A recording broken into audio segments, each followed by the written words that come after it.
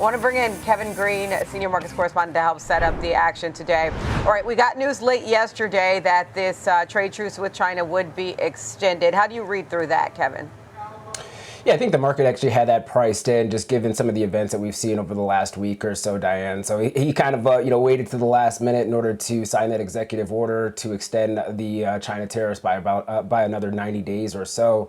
But once again, I think the market has really tried to price that in, and we have seen some of these reversals over the last couple of months here when it comes to trade policy just in general, and rightfully so. I mean, at the end of the day, China does have some goods that we definitely need, especially when it comes to rare earth metals and magnets and things of that nature, and we are looking for trying to establish maybe some more exports here from the United States, especially when you're looking at the agricultural side of the equation. And obviously this is also spilling over to the semiconductor space, where there continues to be back and forth between AMD, Nvidia, and their ability to be able to sell chips over in China. So once again, this seems like there was something that was already priced in. Didn't see that much of a reaction after this was announced, and hopefully we are able to see a final deal this time around over the next 90 days or so. Another extension probably would be viewed as excessive by the market at this point, but obviously, once again, something that was priced in, nothing that really surprised the street here. Okay, yeah, so let's talk a little bit about Nvidia, right? So now you have these accusations swirling around Nvidia, according to this Bloomberg report. One of the more serious accusations here is that these chips, the H20 chips, are also accusing AMD chips of having this backdoor allowing location tracking and or remote shutdown capability. So China's accusing the U.S. of this, and they're not calling for this outright ban, but what do you make of it? It feels like it makes the waters a little murky. What's your read? Yeah, it's kind of funny. I mean, a month ago, 2 months ago, they were begging to buy our chips, and we were restricting them, and now we're trying to give them access to the chips, and it seems like they don't really want them at this point in time here. But yes, China did actually issued some notices here urging for domestic companies to really try to avoid the H20 chips here, especially when it comes to government as well as national security work.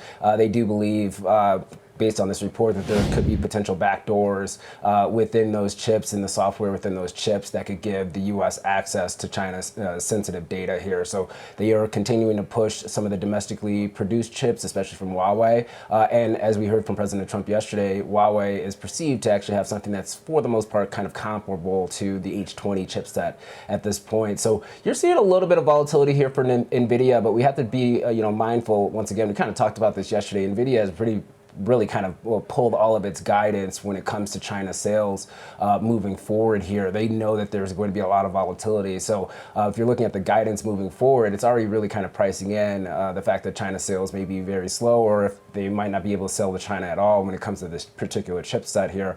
And so once again, some fair amount of volatility here for China. What will be interesting is if they actually do reverse this decision, if a trade deal is made. They're usually pretty stringent on trying to reverse some of these accusations or some of these concerns based on a trade deal, if that kind of makes sense. So this might be something that does actually last a fairly long time. It may not be resolved for Nvidia, but once again, I mean, if you look at China sales for Nvidia in 2024 is around $17 billion. There's definitely some demand out there for the Blackwell chipset, and so that probably could offset maybe some of the China exposure, at least for now, if these hyperscalers continue to buy. Yeah, and look, it doesn't seem like it's causing too much damage to shares of Nvidia in the pre-market. I mean, now they've flipped just above the flat line. So to your point, in terms of the investor reaction, it looks like, the street is not too worried about this.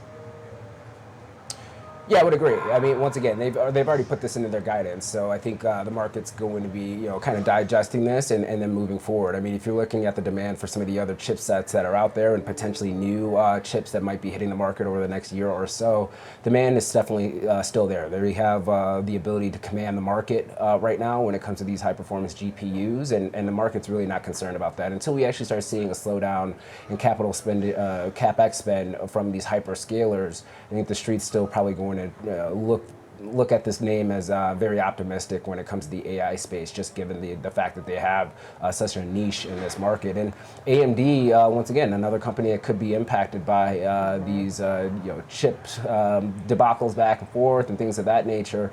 But it's once again a very small subset of their overall sales when you look at the grand scheme of things. So is it a headline mover? It is. But is it going to have a meaningful impact on their fundamentals over the long term? Probably not. And actually, this story did kind of leak out about a week ago as well. So the market might have already been, pricing this in a little bit. Pricing that in, yeah. All right, let's talk a little bit about Intel. Those shares on the move in the pre-market up a little bit more than 3%. We've got this about face from President Trump with regard to CEO Liputan. What's your take?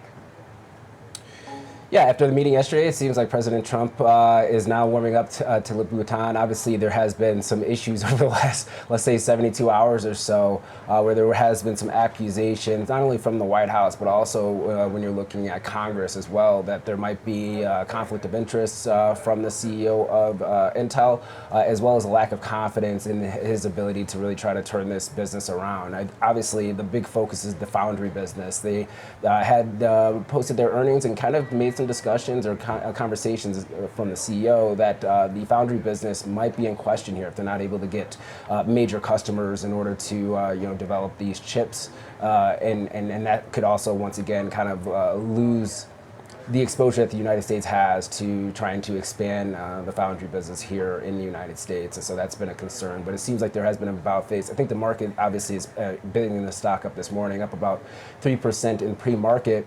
And there's probably going to be an expectation, if we just kind of look at some of these examples in the past of CEOs going to the White House, kind of a changing in tone when it comes to President Trump.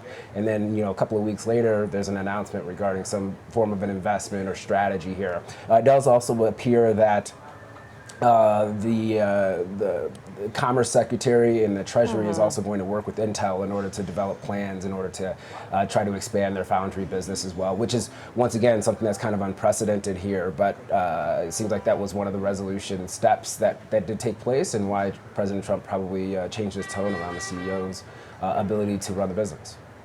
Okay. And then it feels like today what sets the tone is really more about what this inflation print looks like. What's your expectation for CPI?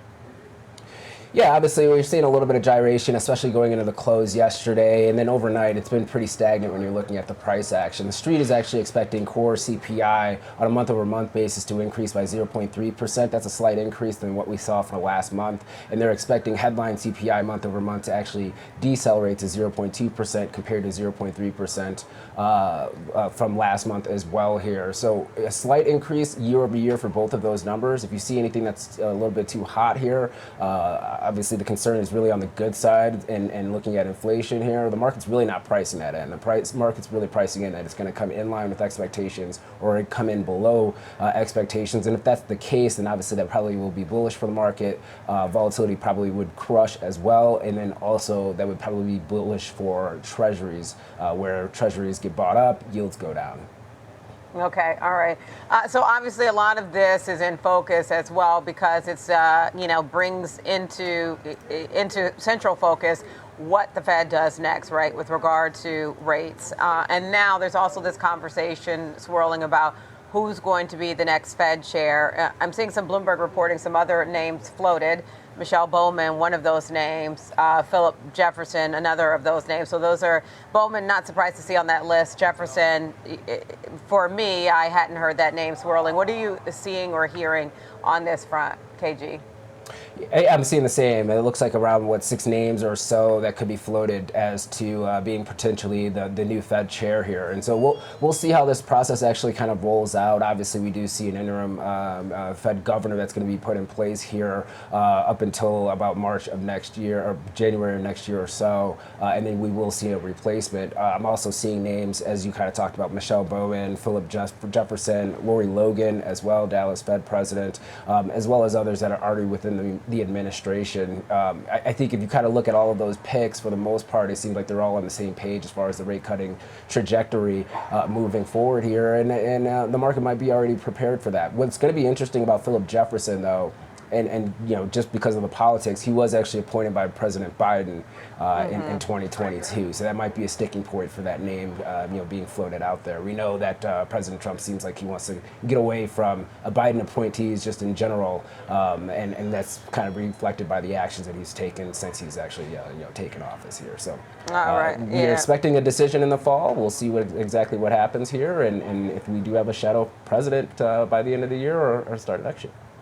The shadow Fed chief, right? And then, as we know, Christopher Waller on that list as well. That name's long been floated, and Kevin Hassett as well. KG, before we lose you, your targets on the S&P 500. I know your target to the downside yesterday was 6350. Is that still your target to the downside, and what's your target to the upside? Yeah, to the downside today is actually 6,300, and then to the upside 6430. So a little bit of a wider band today, given the economic data that's going to be in the headlines, and then volatility kind of inching higher over the last 24 hours here. So let's see if we have some fireworks in about 15 minutes or so when that CPI report actually hits the tape. Absolutely. That's our Kevin Green, senior markets correspondent here on Schwab Network. We'll see if there's fireworks coming in a short while.